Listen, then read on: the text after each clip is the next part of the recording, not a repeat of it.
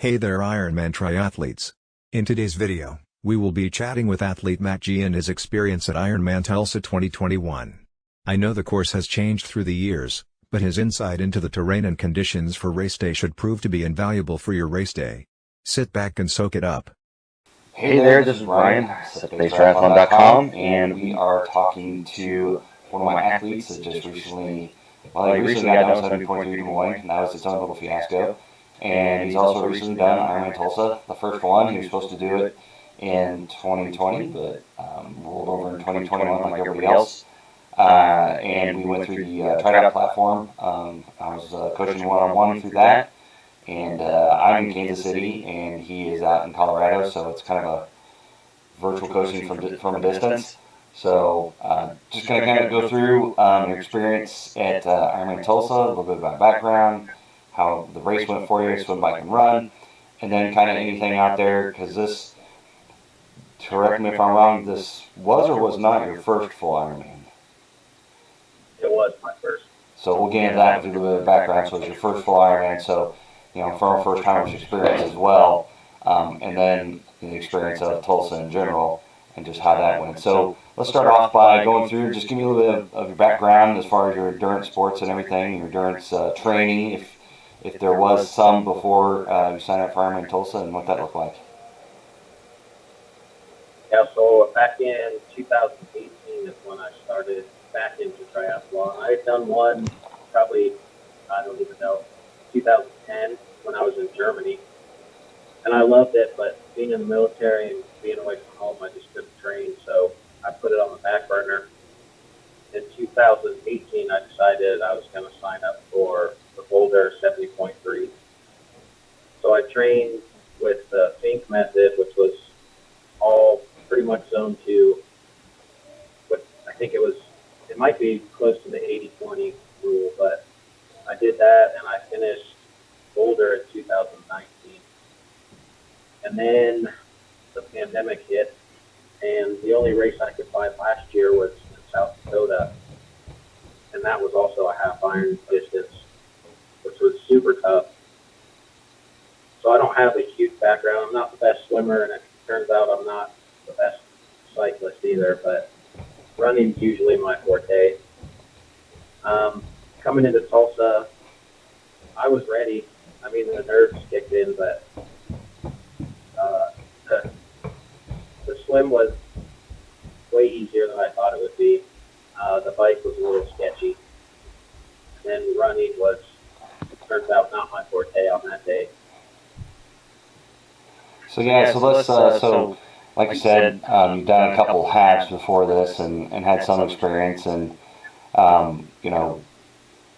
you had some structure. I think we were kind of going through TriDot. You were kind of one of my initial group people, so we kind of had we had races in 2020 and didn't have races, and kept having to pivot and change stuff, and at least kind of keep you at a fitness level, but not overtrain you and burn you out, not knowing when the race is really going to come back or anything. So it was kind of this weird little pause for everybody, especially for people that are looking for their first time experience. It's like, okay, I'm getting ready for this big, huge race, and all of a sudden, I don't know when this race is going to happen. So it's just kind of hard. You can't keep that full Ironman training up for extended periods of time, because you have your full-time job, you travel with your family, and your kids are heavily involved in sports and activities that make you guys travel. So it's a fine line, and I trusted, as a coach, I trusted TriAthletes. I've been checking it to make sure that you're getting the right mix of your stuff without burning you out. But we'll talk about TriAthletes later. But I wanted to get your take, and you can't see it, but on my screen for the recording, we've got the swim course kind of laid out, which I'll just kind of preface it. This is the most, I guess, bizarre layout for a swim course I've seen. This was my 8th full Ironman race, and I've done 15 halves. And out of all of them, I mean, this isn't even a trapezoid. This is some sort of Rubik's Cube of turns and straightaways and stuff. But so kind of take us through.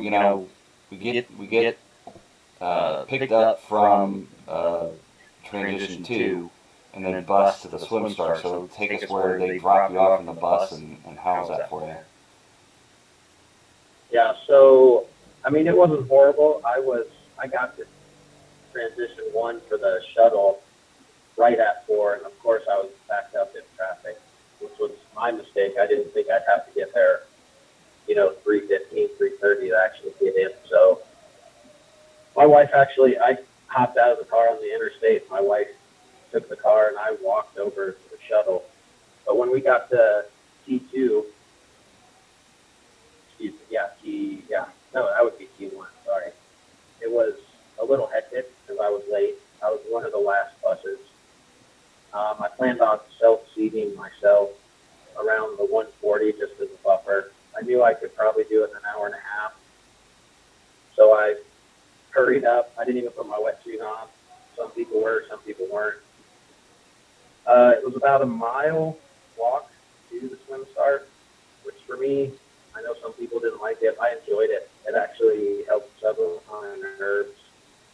I started talking to people, got me out of my head and not thinking about what could happen, what could go wrong. I did, when I got down there, they had us lined up. They actually had slots for you to step in for what you thought your pace would be, which I did go with the 140. I don't have any experience with Ironman courses, so it wasn't horrible for me. Looking back on the map on my watch on Garmin, I guess I zigzagged the whole course, and I don't know if it read wrong, but it said I did 4,800 meters. I'm assuming that's wrong, because I finished it in an hour and 29. So I was right on pace with the swim. I felt comfortable the whole time. Every once in a while, the safety boats would take off and cause that nice little wave for me. But other than that, I didn't have any troubles in the swim. I felt really comfortable. And I know some people kind of mentioned, they did the rolling swim start where it's every, I think, 4 athletes win every 5 seconds. So it's just a constant roll of people. So do you find that you seated yourself appropriately and didn't really have too much troubles swimming with other people and getting swam over or passing people? No, I didn't get swam over once. I did stay on the outside, so I wasn't with the whole group of people. That's always my fear, is because swimming's by far my weakest. So I always try and stay on the outside as long as I can. Yeah, and I think, and to your point, like this lake, especially we're kind of in this little cove area, so we're a little bit protected, I think, from the major. And I'm pretty sure they closed the lake down anyway, didn't let watercraft on it, and it was raining that morning anyway and cloudy, so it wasn't like it was a huge attraction for people to be out on the water anyway. But I think it was it all came together. It was wetsuit legal. There's no current in that little inlet. There's hardly any waves. It was, it's a full 2.4 mile course, so there's no loops. You didn't have to loop, come out and do another loop. So I think, for you as a first timer, for anybody that's did this race as a first timer, I think it's a unique course in the fact that it is kind of strange in the how many turns and directions you go, but I think it's a very friendly swim course. So I think it stretches people out enough. You're not swimming into each other. You don't have waves. You don't have currents or anything else to worry about. All you got to do is just side off the buoys. And since it was cloudy, you never had sun in your face. So I think I just wanted to reiterate that, because, like I said, you don't have maybe the perspective of doing another full Ironman race where, Ironman Florida is a 2-loop swim. Sometimes there's waves, and Ironman Chattanooga is downriver swim, but if you get caught in current, it'll push you out to the middle of the river. You kind of have to make sure you stay on course. So it's different dynamics there to it, but, and correct me if I'm wrong, you did not use a wetsuit. I did use a wetsuit. Okay. So you just waited to put it on when you got to the swim start. Right. Okay. Yeah, and that was the interesting part is this one and Des Moines are the only 2 races I've been to where because I've done Chattanooga 70.3 where we were shuttled to the swim start, but this was the first 2 races that I've been involved in It just happens to be this year where we got into transition, got set up, and then they walked you to the swim start. So they took the pros, and then they would call out different, time groups, and you just kind of all make the trek down to the swim start. So it was interesting because, once they started calling the pros, pretty much they started calling every group, and it just became a steady stream of people just starting to walk over. I don't think people were really paying attention to time. And then the other catch was in our little chutes, they didn't have times for those. You just had to know that the left side was the fast people, the right side was the slow. And then there's so many people, I don't know if you experienced that, where people were going underneath the ropes and trying to find the right group to swim in. Yeah, there were a couple people. When I walked in, there was actually a volunteer I asked, and she told me exactly where to go, so it worked out for me pretty well. Maybe it sounds like they, because I was probably in the first third of the people that go up there. I'm not the fastest swimmer, but I'm not slow.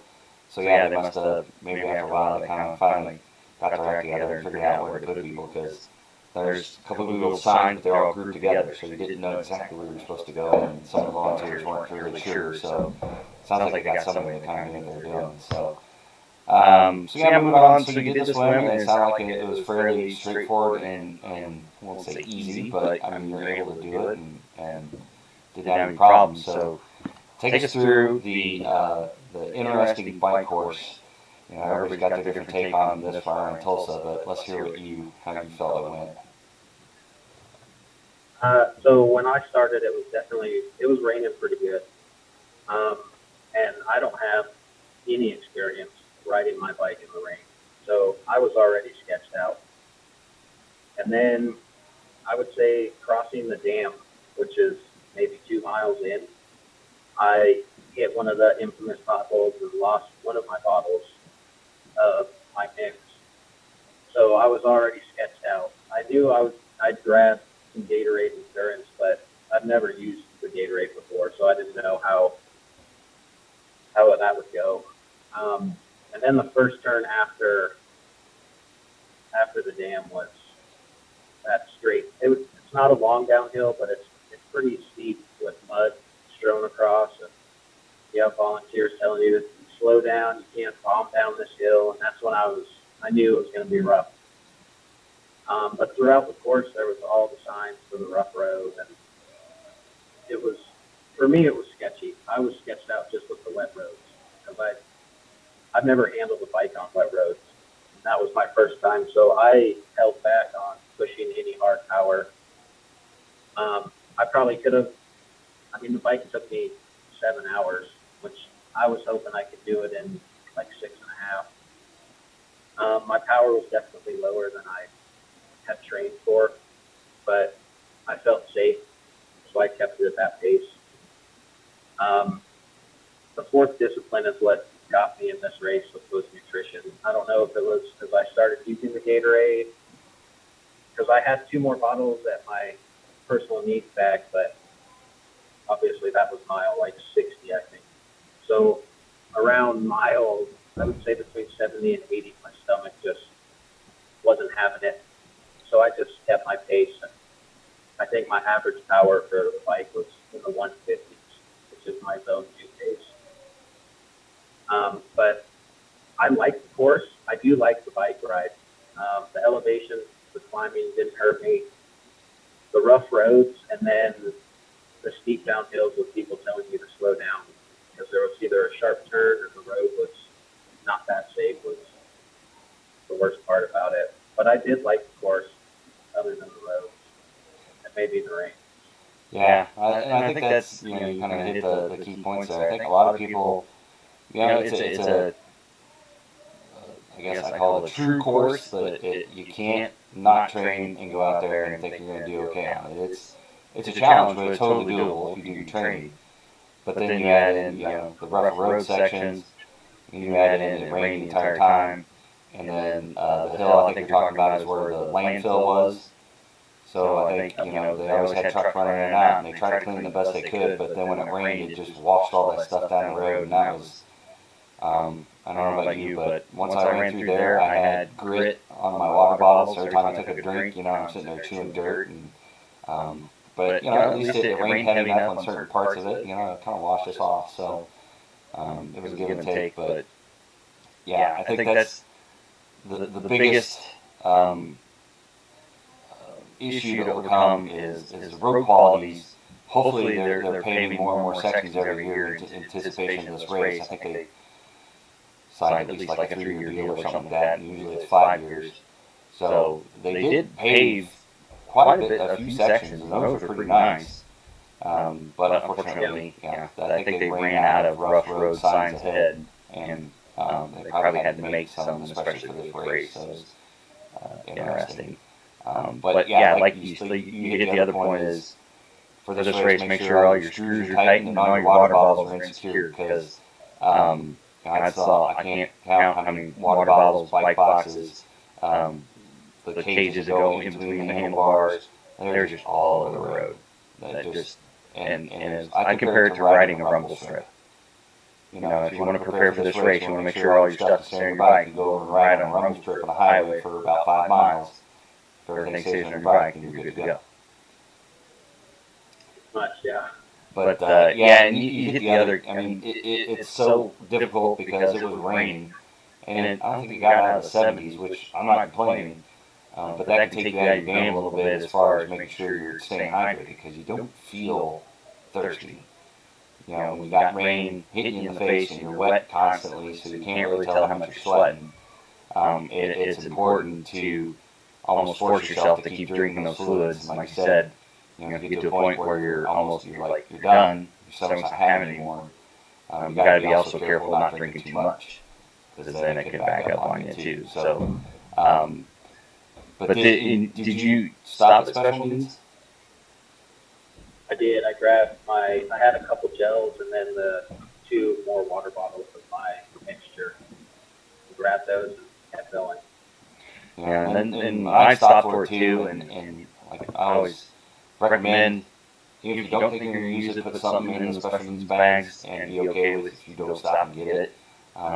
Like I said, you had a water bottle that got ejected out off the bike in the first 2 miles, 3 miles, or whatever. So at least the special needs you can get back if you've got stuff that's specific to what you want.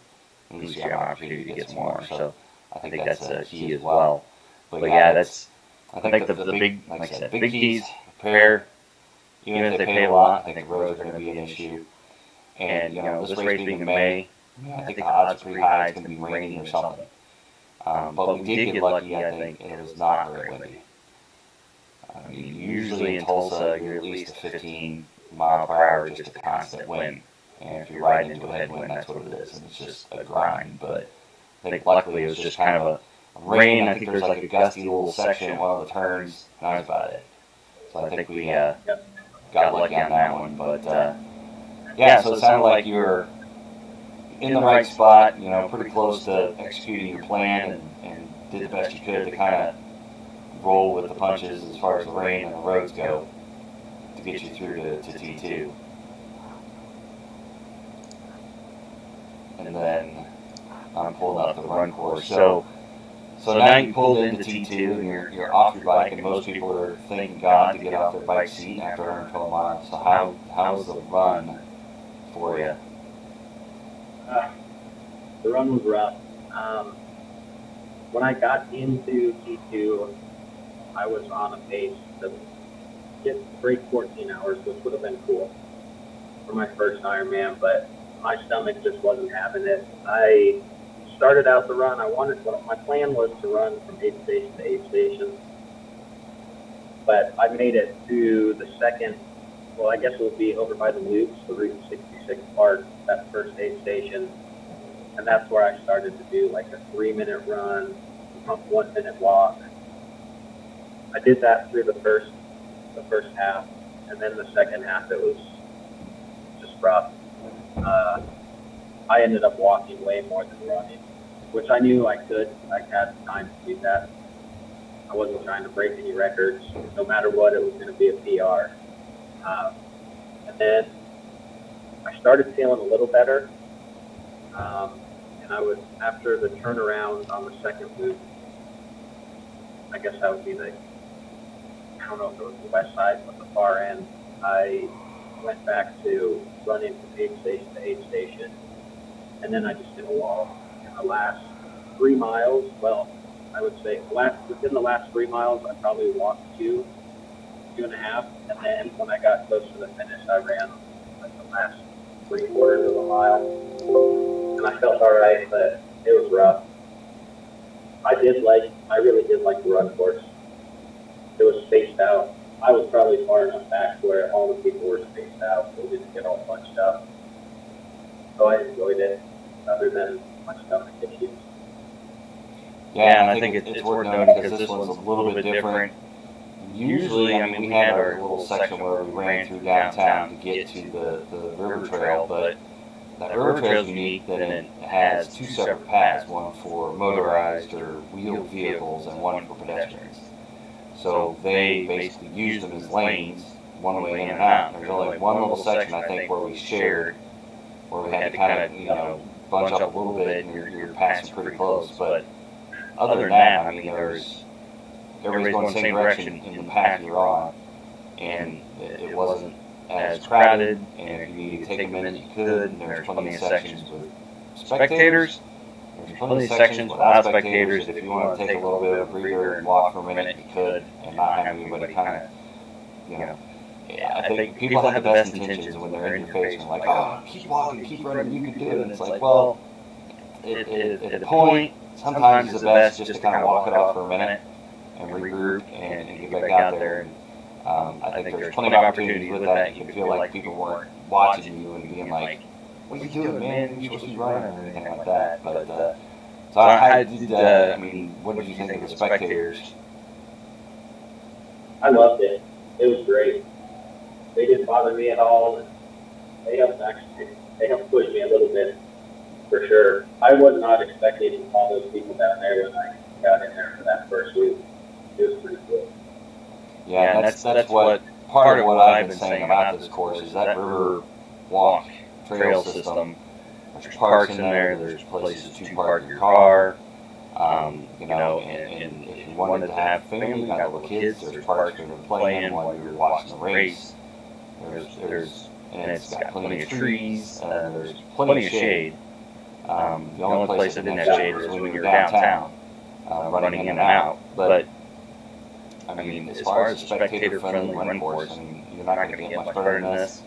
You're going to have to deal with cars, like I said.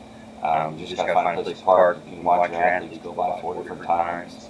So I think your family was there watching you one day. Yep. Yeah, they came. They couldn't figure out the course, so they caught me with about 8 miles left of the run, and that helped out a lot for sure. It's huge seeing your family when you feel like you're done. It was great. Yeah, so that's I think a big.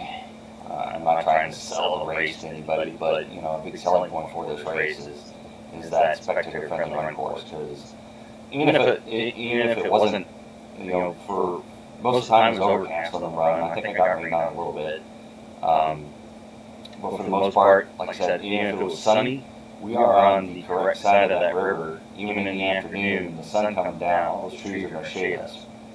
So the only place you're going to get beat down is from transition down, through downtown to that river walk area. But and it's pretty flat. I think there's one little hill like going through downtown, and that was about it. Yep. Yeah, that one underpass that you got to go down. Wasn't bad though. And I think we can't take it for granted that at the end of May, I mean, Tulsa could be stormy, tornadoes. Could be perfect, or it could be, 95 degrees with 75, 80% humidity and totally miserable and a nice 50-mile-per-hour headwind the whole time. With Tulsa, it's just, in the Midwest, you just don't know what you're going to get, even what season it is. So I think in that regard, there's a trade-off of being rained on the bike, but on the run, I think that was a saving grace for a lot of people. You mentioned it, you're kind of sketched out and you're kind of stressed on the bike, and that sucks up a lot of energy too. So when you get to the run, you're a little bit down already. But I think that would probably help not having the stress of it's going to be hot, humid. At least there's shade, there's spectators, the aid stations. I don't know about what did you think of the aid stations? They were awesome. They were all supportive. Everything was always stocked. It was great. Some of them had their own little theme to them. Yeah, I loved it. They were perfect. It was perfect.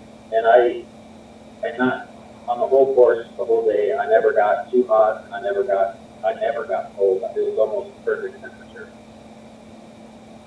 So, and yeah, the aid stations, and I think they didn't. If you had it going one way, they usually they'll catch people coming and going, so you got both sides of a road. But this was like one side of the trail was one aid station, but you didn't have it on the other because the other paid section could be 50 yards away. So it was interesting because they're just focused on that one direction. Whereas in other events, you might be having 2 aid stations, and it's just like carnage and cuffs and landmines of just garbage everywhere. But I mean, I think they did an awesome job of stocking it and keeping it picked up, and then supporting athletes when you're coming through. If it looked like you're having a problem, they're always kind of, what can we get you? Anything we can do? What can we do for you? Because you can get, that's aid stations and the volunteers. If there's something that they can get you, they can bring it to you if you're just standing, a little bit past or a little bit before an aid station. And I saw a lot of that. They're kind of going the extra mile to help people out. So I think that was the run courses for this year was probably a little bit of a saving grace for people that maybe that course was out of their range as far as their training. Maybe they're a little undertrained. As long as you get to that T2, I had some athletes is just like I knew I had to walk it, but I knew I had enough time. And it's not a challenge. It's not an Ironman Chattanooga with 3,500 feet of climbing on the run. So I think it's a good follow up to a very solid bike ride. So and like you said, you kind of you were aiming kind of sub 14 you thought, but you're above 14 for your first Ironman. And so overall, how do you felt like you did compared to your expectations of going into the race? Honestly, my expectations, I didn't have much. I just wanted to finish. It was my first one. I knew I would learn a lot, and then I could grow after that first one and maybe set some time goals. But my wife had just told me in transition that right now you're pacing at, I think it was a 13:58. I'm like, well, that's cool. And then I started running. I knew that was out the window, but it didn't bother me. I just wanted to finish this first one, get the experience, and then move on from there. Maybe Florida, I'll set a time goal at. Yeah, I think that's a good mental space to be in. Is just to do the training, do your plan, and then see what happens on race day. Because like I said, I mean, we got rained on the entire bike ride. The roads were really questionable. So those two factors alone, that can change a lot of things for a lot of people. Like I said, you don't want to go bombing down the hill trying to max out your speed when it's raining. Your brakes aren't as good as they normally would be, and your traction's not as great. So you always have to be careful. But so now that you've done it, and you've had time to kind of look back. Is there anything that stands out for that race in particular that maybe is a highlight for you, or maybe it's like I hope they change this or whatever?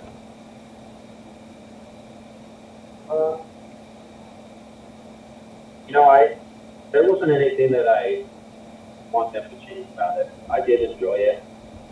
What I would change was definitely getting to that transition to earlier to get shuttled over. I think it would be cool if next year they can have fans over at the lake. I don't know if that's how that works, if they would shuttle them. There's no way they can drive over there. But I really enjoyed it. Other than the roads, I didn't have any issues. All the Ironman staff was supportive. They pushed us right through, even from check-in till race finish. All the volunteers were great. I really enjoyed it.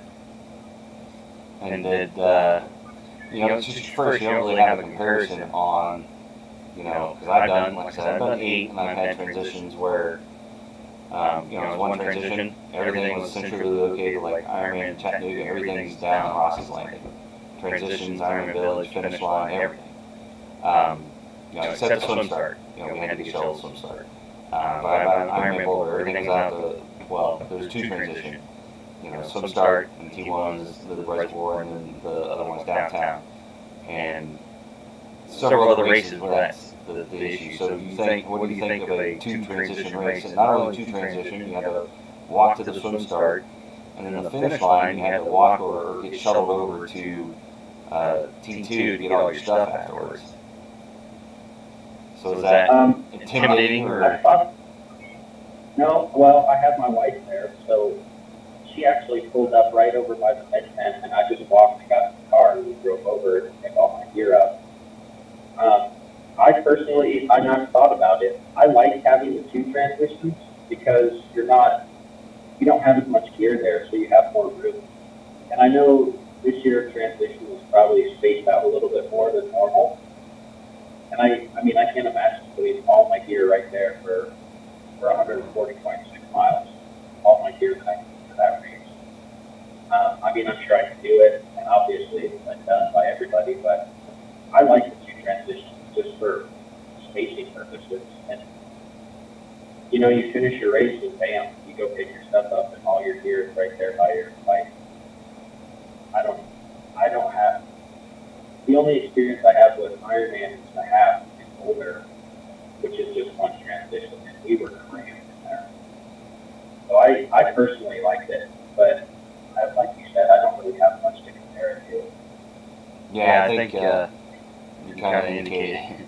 I think the pandemic and their safe return to racing provided more space in transition. So hopefully, if the pandemic is what it took to finally get more space in transition, maybe that's the one little positive we take out of it. But I think also, usually in full distance, you have a changing tent, and then you have your gear bags that are lined up in numerical order, so you run through, they give you your gear bag, go in the changing tent, put everything on for your bike, put everything off, everything you had for the swim, wetsuit, or whatever, back in the bag, hand to the volunteer, you run out. And the same thing for T2, you run in, get your bag, go in the tent, change, give everything back to the volunteer. Problem with that is, at the end of the day, they bring back your morning bag, your T1 bag, T2 bag, they tie it together, they put it in a big pile of bags. So I've waited up to 45 minutes for them to find all my bags to bring it to me. So I think this one's unique that in T1 you set up right by our bikes. Usually for a full, you don't do that. You just put your bike on the rack and you go get it, or someone brings it to you. And you grab your bag and go to the tent.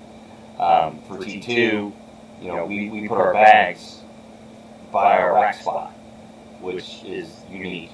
Because usually for a full, you don't do that. Usually for a full, like I said, there's a big area where they put all the bags and just line them up by number. And you run through that area, grab your bag, go to the changing tent, and then maybe you rack your bike, or maybe you give it to a volunteer and they rack it for you. So it's a little bit different in regards of, this is the first, I would call the finish area the most convenient. You walk in, there's your bike, your morning bag, your T1 bag. Like, I think my T1 bag was there when I got into a transition. So, you got... Mine was there. Yeah, so they brought them in and they put them by your gear. So my bike, morning bag, T1 bag, T2 bag, we're all just sitting there. All I had to do was just grab my stuff and walk off. Like, it was nice that I had a towel and I did the change real quick to put on, non-triathlon clothing, loaded my junk and walked out. So, it'd be interesting to see in the future, when pandemic's less of an issue, if they go back to changing tents and change the system, or if they've got enough positive feedback from situations like Tulsa, they're like, hey, this is great, I didn't mind this at all. Maybe they kind of change their mind and they go with a different system, because I would speculate, T2, they didn't have to go and get any bags or anything. It was all athlete supported. You run in with your bike, rack your bike, change your spot, put your stuff in your bags, and you're out. So I think your experience is probably unique for a first timer, because this is totally different how they usually do the transition. So, take that with a grain of salt, but so I just wanted to make sure I made that point for anybody watching later, that this may or may not be how 2022 goes for this race. It'll probably still be a two transition, but they may work the gear bags a little bit different. They may work They may have a changing tent, or maybe I would gladly give up the changing tent for a more wide open transition area like they had. So if they had like a changing tent in T1, maybe we only got half that area, and then we're all like right next to each other with our bikes and stuff. Which, if you're not changing there, then maybe that's we'll see. So it'll be interesting, like you alluded to, we're working on Ironman Florida next, so it'll be interesting to see how they run that. Because usually T1, you run inside a ballroom, grab your bag, run inside, give your change your stuff out, and then get the bag to a volunteer, go get your bike and route. And you come back to the same spot, give your bike to somebody, go grab your bag, and then go back into the ballroom, like the side entrance, change, and then run out. So it'll be interesting to see if we do it all outside again or not. So we'll see. We'll when the athlete guide comes out, I'll have to make sure we read about that. But so the big question is, and I already know the answer, but so after doing this race, would you do it again? Yeah, I will. I'm actually signed up to do it next year.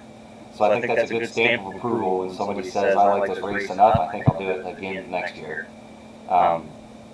And I've done my little reviews on the race, and unfortunately my kids are at a point where their schools, they're doing graduation promotion type ceremonies and stuff, and it happens like right at the same time. So I don't think I'll be doing it in 22, but I think I would agree the roads, I think we can live with them, but I think for the rest of the course, it's a 3-hour drive for me, so it's hard to turn down a 3-hour drive for a full Ironman. I mean, and you drove out, and that was kind of a long drive.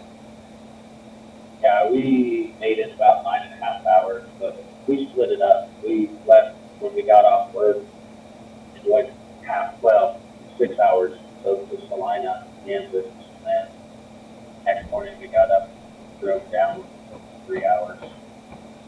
So yeah, not horrible, but yeah, still drivable. And I think that was our whole point of, when we were looking at Des Moines, Tulsa, Arkansas, and then Memphis for a full Ironman is finding something that's centrally located so people could drive in more easily from other parts of the United States.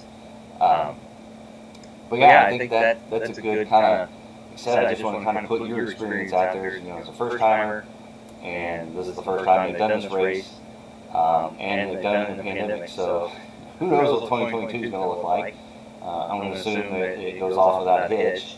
And in the background on the video, you can see it's May 22nd, 2022.